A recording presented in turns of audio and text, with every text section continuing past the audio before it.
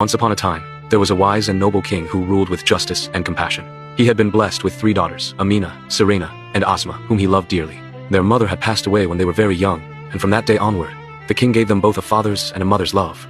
He raised them with good akhlaq, character, and deen, faith. One evening, as they sat together around the dinner table, the king gently asked his daughters, "My beloved children, tell me, how much do you love me?" Amina, the eldest, smiled and said, "Father, I love you like sugar, sweet and delightful." Sirena, the second, added, "I love you like honey, precious and golden." Then it was Asma's turn, the youngest and most soft-spoken. She quietly said, "I love you like salt." The king's face darkened. Salt was common and plain, not worthy of comparison to a father's love. Feeling insulted and unappreciated, he grew angry and declared that Asma must leave his kingdom. Heartbroken but obedient, Asma left without argument, carrying her sorrow in silence. Years passed. The king's elder daughters were married into wealthy palaces of neighboring kingdoms, while Asma's fate remained unknown.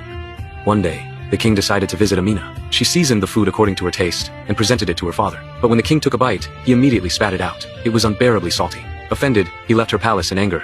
At midday, he arrived at Sirena's home. She joyfully served him her favorite dish. Yet, she had added too little salt. The meal was bland and tasteless. The king pushed the plate away in frustration, hungry, tired, and disheartened.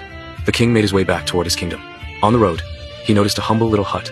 Smoke rose gently from its chimney, and laughter echoed from within. Curious and desperate for a meal, the king knocked on the door. A kind man welcomed him eagerly and offered him dinner, rushing inside to tell his wife the joyous news. The woman prepared a simple but hearty meal with whatever she had at hand. When the food was served, the king took his first bite and his eyes lit up. It was perfect. Each flavor was balanced, warming both his heart and his belly. He ate until he was satisfied, and insisted on thanking the cook personally. As the woman stepped forward, the king froze. His eyes filled with tears. It was none other than his youngest daughter, Asma, and the kind man is her husband. He rose to his feet and embraced her, sobbing. Kissing his daughter's forehead, he said, "My child, forgive me. I cast you away when all you offered was love." Asma gently wiped his tears and said, "Father, do not cry. The day I told you I loved you like salt, you grew angry because you did not understand. But today you see its value. Salt brings balance and harmony to food. Without it, the sweetest of dishes loses its taste. In the same way, you were our balance, both mother and father to us. That is why I loved you like salt." The king wept again, his heart heavy with regret but also filled with joy.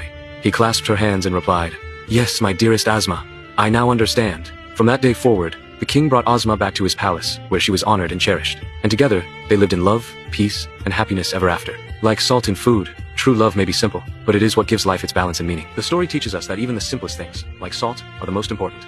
True love is steady and balanced, not always sweet, but essential for life.